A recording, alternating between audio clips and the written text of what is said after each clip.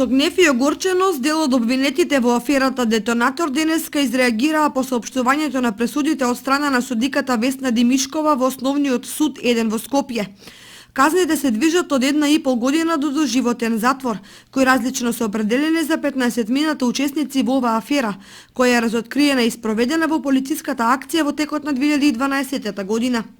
Највисоки казни добија Сашко Стојчев и Симеон Михајлов по основ на злосторничко здружување, лихварство и обид за убиство, која согласно законот е дефинирана како доживотна казна затвор, кои се уште се недостапни за судот, односно се во бегство. По 13,5 години затвор добија Горан Горански и Јорданчо Михајлов, 13 години му се определени на Жан Железарски, 12,5 години доби Горан Божиновски.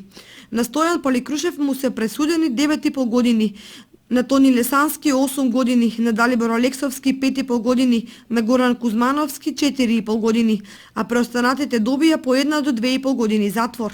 Само 20 од осомничените се ослободени од обвинението. Додека се соопштувале пресудите во судот се одбивала вистинска драма, бидејќи осудените гневно и разочарано реагирале на изречените казни.